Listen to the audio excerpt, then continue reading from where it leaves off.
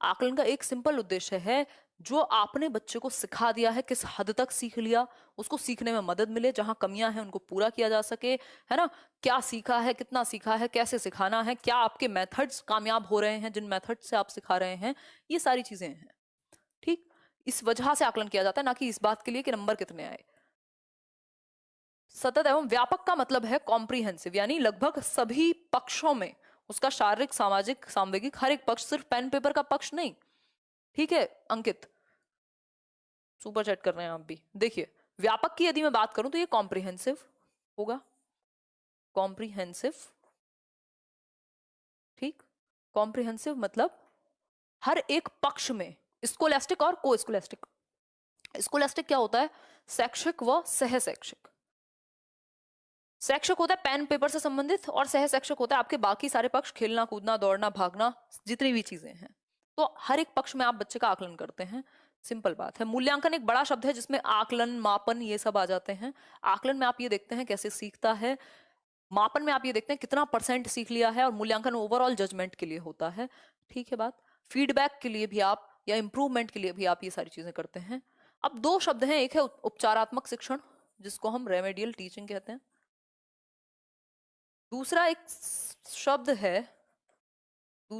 शब्द है जिसको हम निदानात्मक शिक्षण कह लीजिए या परीक्षण कहेंगे। निदानात्मक परीक्षण, इसका मतलब है diagnostic test.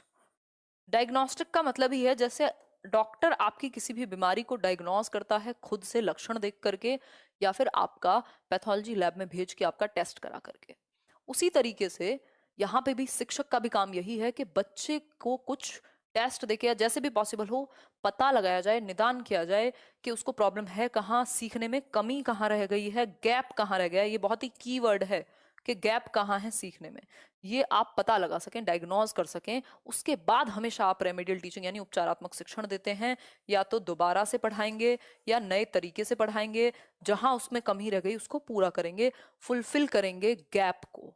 Do you understand this? बताइए, कोई समस्या, परेशानी, कोई दर्द, दुख हो तो बताओ। सोहेल क्या कह रहे हो? Ma'am you are a good teacher, मेरा नाम ले लीजिए। सोहेल नाम तो ले लिया आपका, बट ये बताओ ये बात समझ में आई कि नहीं आई है? रिचा, अमित, जल्दी बताओ, बहुत तेजी से बताओ। सब समझ में आ गया, चलो। तो हमेशा याद रखना, पहले डायग्नोस्टिक यानी निदानात्मक परीक्षण होगा, फिर उपचार दिया जाएगा। ठीक। उपलब्धि परीक्षा, इस पे बड़े कंफ्यूज रहते हैं कई लोग। उपलब्धि परीक्षण या उपलब्धि परीक्षा का मतलब है अचीवमेंट टेस्ट। अचीवमेंट टेस्ट, ये चीजें इंग्लिश में भी एज इट इज ही रहेंगी जब हम इंग्लिश पेडागोजी करेंगे। अचीवमेंट टेस्ट, कुछ चीजें बिल्कुल कॉमन है। अचीवमेंट टेस्ट का मतलब क्या है? Yes we understand, Usha Usha जी कह रही हैं। देखिए, अचीवमेंट टेस्ट का मतलब है आप ये देख रहे हैं, एक परीक्षा ले रहे हैं, आपने साल भर पढ़ा दिया बच्चे को, अब आप जानना चाहते हैं कि उसने किस हद तक सीख लिया है, कैसा सीखा है, शिक्षण कार्यक्रम जो आपकी टीचिंग लर्निंग का पूरा प्रोसेस था वो किस हद तक सफल हो पाया है ना।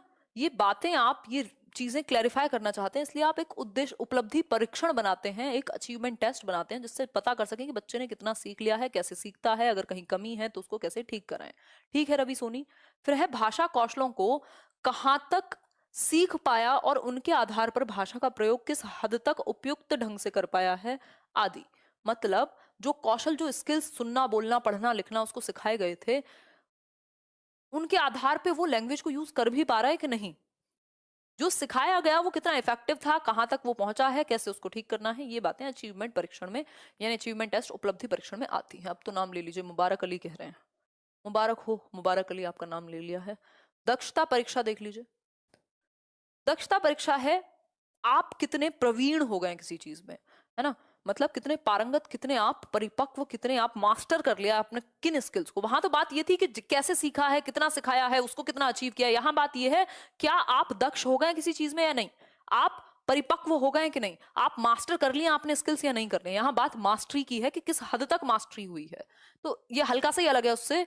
इसमें यह जाना जा सकता है कि शिक्षार्थी शिक्षण विषय को कहाँ तक समझ पाया है और कौशलों की दक्षता या प्रवीणता किस स्तर तक, किस लेवल तक कर लिया, इस बात का इनको हाथ में चाहिए रिजल्ट। ये नहीं कि कितना हो गया देख लें, बाकी ज्यादा बातें नहीं, इसमें मेन फोकस है मास्टरी हुई कि नहीं, और हुई तो किस हद तक हुई।